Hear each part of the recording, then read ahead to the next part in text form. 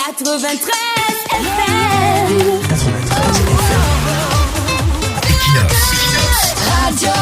Bonjour, 2025 et 2026 s'annoncent riches en fait de manipulation de l'opinion ou des masses. Ces 2 années connaîtront une grande inflation de manipulation de l'opinion à mesure que nous nous rapprocherons des élections présidentielles et locales. Le prétexte de cette problématique est la publication du projet d'investiture du président du MRC par le parti d'un des pourfendeurs acharnés du mouvement pour la Renaissance. La technique utilisée a été la mise en circulation d'un gros fake news afin d'obtenir 3 résultats probables. 1. Se faire une visibilité et donc une santé médiatique. 2. Obtenir une occasion de bien laver le MRC. 3. Élever les enchères auprès de ceux qui recherchent une investiture auprès de ce parti et auprès du régime de Yaoundé, acheteur des partis d'opposition, en laissant l'impression que s'il ne parle pas bien en termes de dizaines de millions, il vendra son investiture à l'ennemi public, entre guillemets, le MRC. Nous devons nous attendre à plus que cela dans les prochains jours, dans les prochains mois. C'est quoi la manipulation de l'opinion? La manipulation de l'opinion est une technique de communication qui consiste à influencer les croyances, les attitudes et les comportements d'une personne ou d'un groupe de personnes. Il faut agir sur la psychologie pour imposer une perception ou une action non voulue au départ. Ce sont des maîtres chanteurs psychologiques, des fémènes de la communication. Pour donner de la chance au triomphe de leur forfaiture, les manipulateurs de conscience comptent sur la désinformation, les fake news.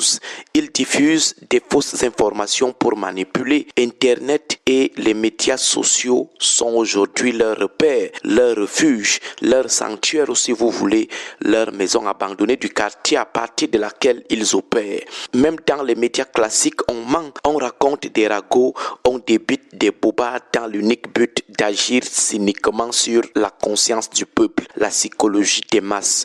Au Cameroun, les entrepreneurs politiques, disons plutôt les politiciens, parce qu'entrepreneur politique c'est plus professionnel, les politiciens véreux misent sur cet outil puissant, cette arme puissante qu'est la manipulation de l'opinion ou des masses pour se faire passer pour ce qu'ils ne sont pas et surtout discréditer leurs adversaires, non sans les jeter à la vindicte populaire. Des techniques utilisées par ces maîtres chanteurs sont l'énémisation de l'adversaire en le présentant comme un illégal, un illégitime, un irrégulier ou un non conventionnel, d'où l'usage permanent du terme les gens tapis dans l'ombre pour déstabiliser le pays, la dérive complotiste. Ils utilisent aussi la manipulation émotionnelle communautariste, le cantonnement tribal de l'adversité en faisant croire que leur adversaire n'est rien d'autre qu'un défenseur de sa tribu, pourfendeur des autres tribus. Dans les discours, on le présente non pas comme un entrepreneur politique, mais plutôt comme un entrepreneur tribal, soit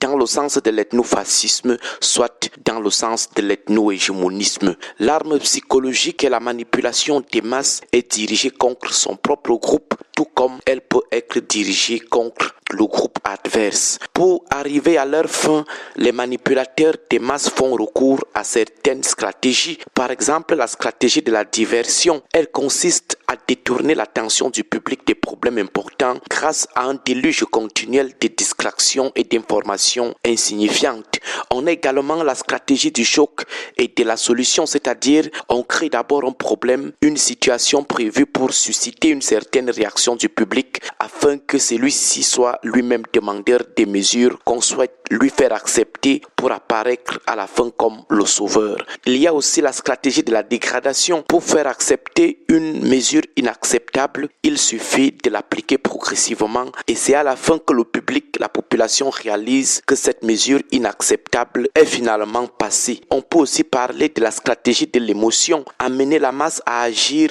non pas avec la raison mais plutôt avec l'émotion. On cherche à court-circuiter l'analyse rationnelle ou objective d'une situation. On ouvre la porte d'accès à l'inconscient des populations pour y planter des idées, des désirs, des peurs, des pulsions ou des comportements non voulus, indésirables, à l'effet de se faire bonne presse ou vouer l'adversaire aux hégémonies. Pourquoi ne pas évoquer la stratégie de l'ignorance, la stratégie de l'abrutissement permanent des masses? Il y a aussi la stratégie de la culpabilité, faire croire à l'individu l'individu qu'il est le seul responsable de son malheur. Ainsi, au lieu de se révolter contre le régime de Yaoundé, l'individu s'en prend à lui-même.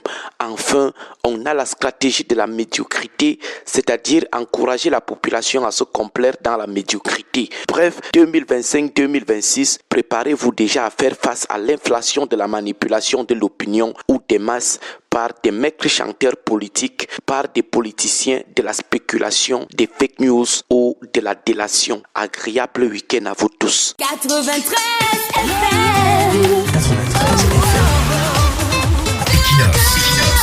FM.